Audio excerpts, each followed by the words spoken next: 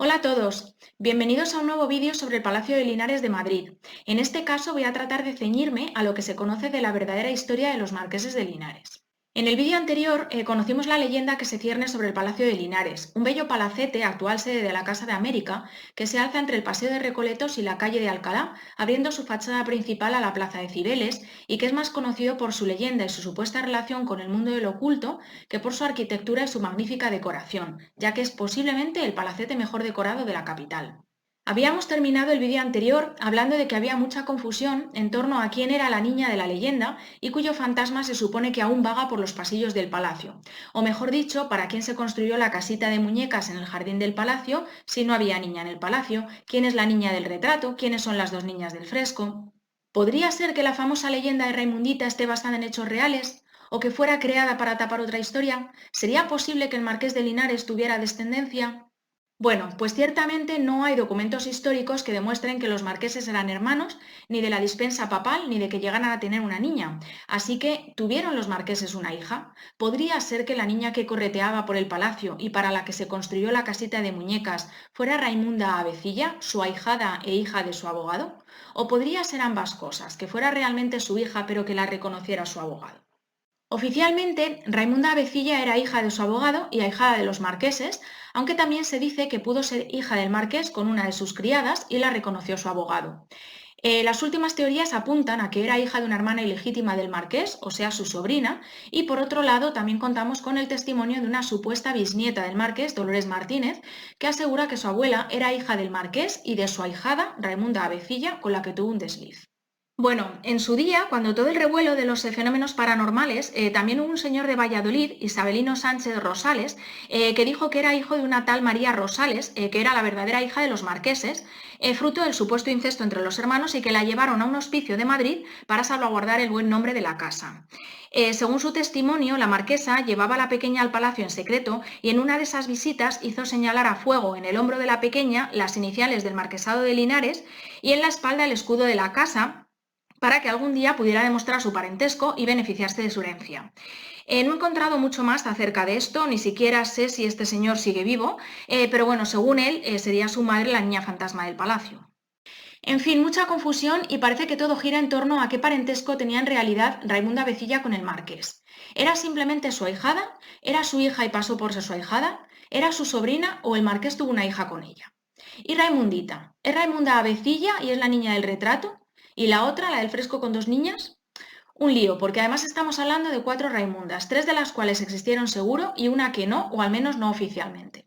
La marquesa Raimunda Osorio y Ortega, Raimunda Avecilla y Aguado, que es la hijada de los marqueses, hija del abogado del marqués Federico Avecilla y de Raimunda Aguado.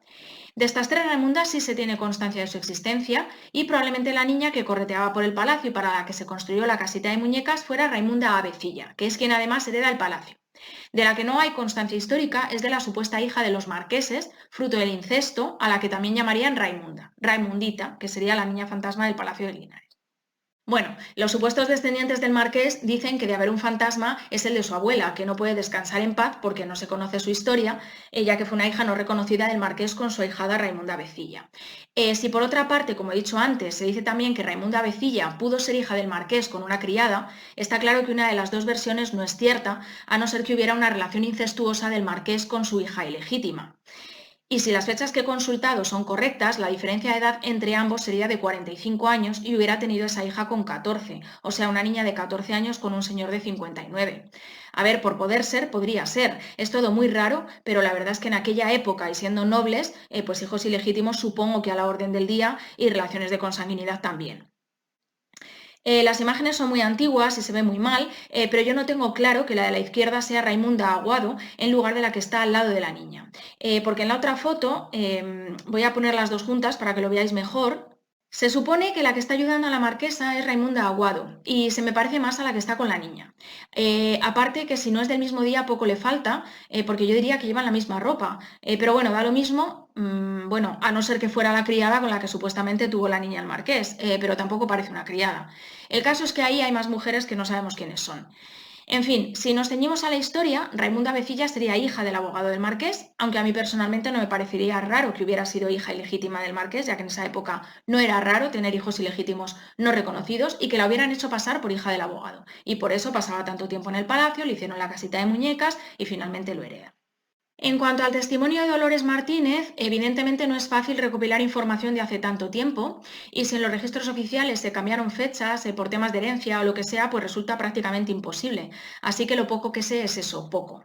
A ver, que ellos llevan años recabando documentos y yo pues solo he buscado por internet 3 semanas, como quien dice.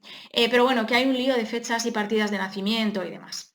Por un lado, cuando la familia solicitó el certificado de matrimonio de su abuela, encontraron un documento que consideran falso porque no casan las fechas de nacimiento. Su abuela nació en 1892 y la partida de nacimiento es de 1906, cuando la herencia del marqués ya estaba repartida. Pero la niña no pudo ser entregada 14 años después siendo un bebé. Además, hay otro documento que refleja que murió 8 meses después y sin embargo no encontraron ninguna inscripción de defunción ni de enterramiento en fechas cercanas.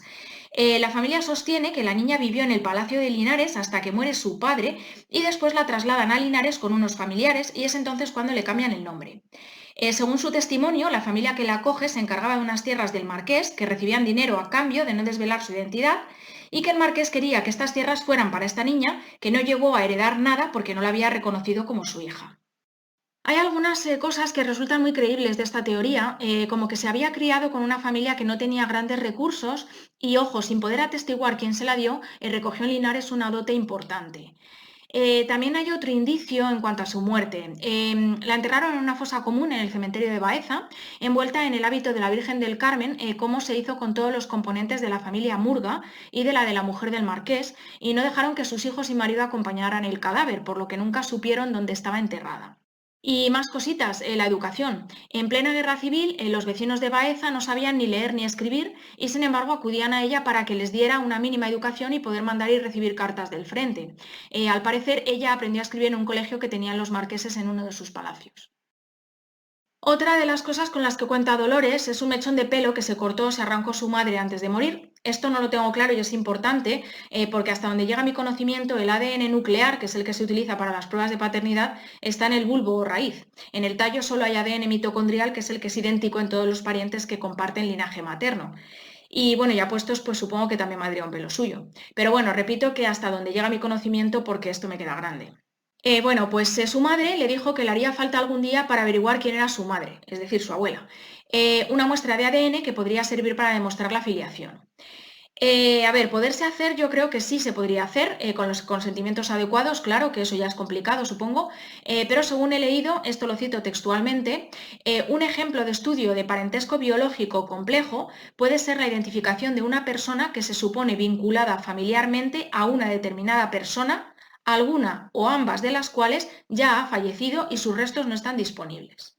En este caso, lo que pretenden demostrar es que su abuela era hija del marqués y no hay descendientes reconocidos, con lo cual o se hace una prueba de parentesco con restos cadavéricos, como hueso o dientes, que suelen estar además muy deteriorados y que además se necesita evidentemente solicitar al correspondiente juzgado la exhumación de los restos, o bien habría que tirar por otra rama del marqués como primos, bueno, descendientes de primos, que además son los que heredaron los títulos y que comparten el ADN del abuelo del marqués, pero no sé cómo se podría llegar a establecer el parentesco.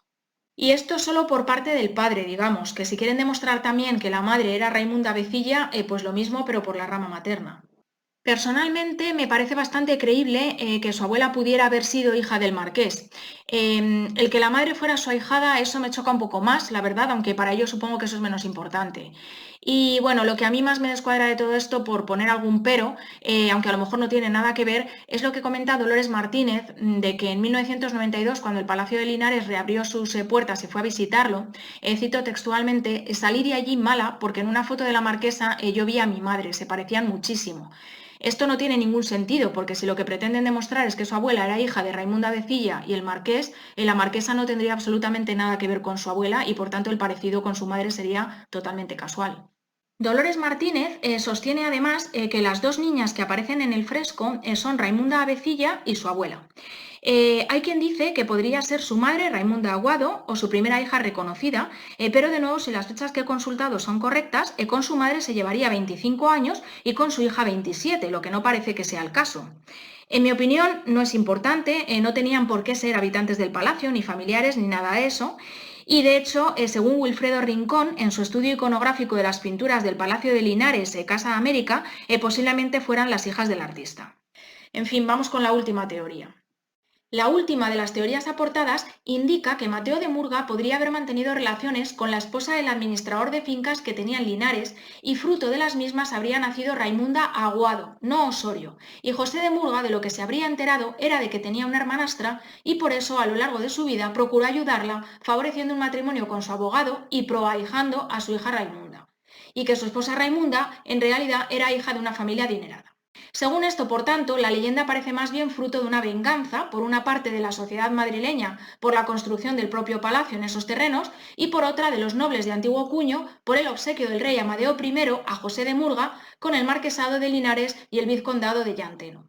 Por concluir, me parece claro que la niña que correteaba por el palacio y para la que se construyó la casita de muñecas es Raimunda Vecilla, que además parece ser la clave de toda esta historia, puesto que pudo ser hija ilegítima del marqués, pero reconocida como hija de su abogado, pudo tener con el marqués una hija no reconocida, pudo ser sobrina, hija de una hermana ilegítima, o podríamos pensar simplemente en lo que dice la historia, que fue hija del abogado del marqués y su ahijada, muy querida por ellos y por lo que pasaba tanto tiempo en el palacio, más aún tras la muerte de su padre, ya que su madre se quedó trabajando allí.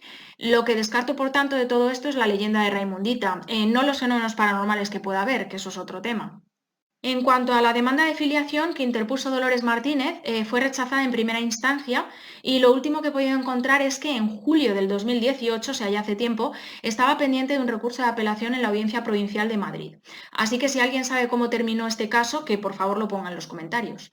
Y esto es todo lo que puedo aportar acerca de la historia de los marqueses de Linares, un tema que de verdad me ha resultado muy interesante. Y nada, ahora ya, al igual que con la leyenda y los fenómenos paranormales del palacio, lo dejo a vuestro criterio. Si os interesa el tema, os recomiendo que no dejéis de ver también el otro vídeo. Muchas gracias y hasta la próxima. Bye bye.